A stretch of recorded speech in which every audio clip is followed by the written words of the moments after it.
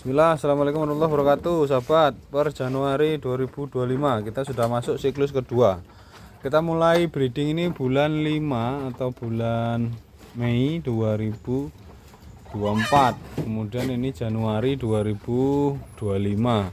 Kita hampir 1 tahun, kita sudah berjalan sekitar 7 bulan. Ya, alhamdulillah lebih ya sahabat ya, 8 bulanan. 8 bulanan. Tak rasa belum ya. Belum ya, pokoknya itulah 7 bulanan lah. Kita sudah jalan 7 bulan dan kita sudah masuk dalam siklus kedua. Kenapa kita bilang siklus kedua? Karena kambing-kambing yang kemarin masuk di sini dengan kondisi hamil atau sudah membawa cempe, ini sudah melahirkan ya. Ini siklus kedua dia di sini ya, alhamdulillah.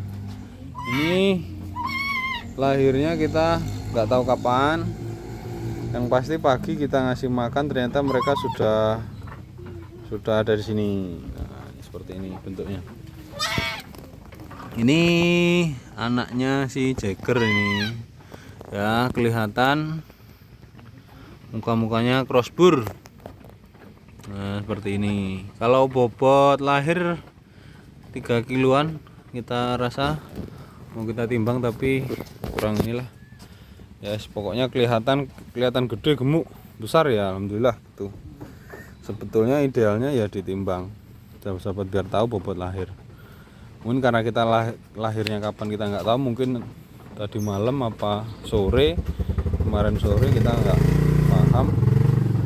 Yang jelas tahu-tahu ya begini, tahu-tahu dia sudah ngomong 2 anak ya, dengan jenis kambing crossbur. Nah, seperti ini. Nah, ini kita sudah masuk di siklus kedua, alhamdulillah. Kita mengharapkan mereka sudah stabil di sini, mereka sudah terbiasa makan di sini ya, betina-betinanya, sehingga mereka semakin nyaman ya, semakin merasa sejahtera di sini ya, tidak berebut makanan, selalu ada, mau makan duluan, mau makan belakangan, selalu ready, selalu tersedia pakannya, alhamdulillah. Nah, nanti mereka merasa mereka di sini sudah sejahtera. Nah, ketika mereka sudah merasa sejahtera, kita berharap mereka memproduksi cempe-cempe yang bagus sebagaimana yang kita inginkan. Kalau cempe-cempe mereka produksi itu dengan bagus ya, dengan baik, kualitas hebat, maka kita berharap apa yang menjadi target kita ya, menjadi peternak yang memiliki penghasilan 3-4 juta per bulan itu bisa tercapai gitu ya sahabat-sahabat. Nah, ini itu juga hampir melahirkan kayaknya sahabat ya, dan napasnya sudah terengah-engah ini. Nggak apa-apa, nggak perlu dipisah dari koloni. Nanti secara alami induk akan mencari tempat untuk melahirkan ya, yang aman di mana, yang nyaman di mana, yang enak di mana ya. Kita kasih luas sudahan ya sahabat-sahabat ya, kita kasih tempat, ini udah luas banget ini. Nah, itu ada cempe jelek itu bukan peranaan Jagger ya, itu kambing tipe Jawa Randu. Ini induknya ini ya, dia kita ambil dari kandang orang itu dalam kondisi sudah hamil. Jadi tidak lama pelihara di sini sudah melahirkan dan anaknya seperti itu ya. Artinya pure bukan produk kita, dalam artian ketika induk bunting muda itu tidak makan pakan yang kita berikan gitu loh ya. Jadi ya tentunya berbeda ya, tentunya berbeda dan pasti berbeda gitu.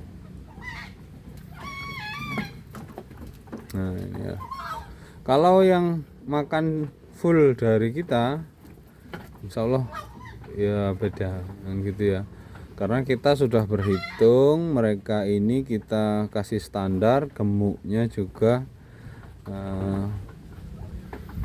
sesuai dengan standar minimal kita pelihara induk ya, segemuk apa kita sudah punya ukuran, dan kemudian mereka kita berikan pakan yang bisa mencapai itu gitu ya. Kok bisa kita buat pakan dengan target yang kita ceritakan tadi ya? Bisa, karena begini sahabat-sahabat ya, ya semua ada ilmunya ya. Kita kan sudah pernah belajar cara membuat pakan, cara membuat ransum komplit supaya si mereka ini tercukupi kebutuhan nutrisinya. Itu bagaimana kita sudah pernah bahas, kita sudah pernah berikan cara menghitungnya. Jadi sahabat-sahabat ya, kalau ini tinggal cari aja video kita yang sebelumnya itu, tinggal dicari aja ya. Nah itu oke, mungkin itu dulu ya sahabat-sahabat. Jadi kalau kelebihan kandang koloni seperti ini adalah kita tidak perlu manajemen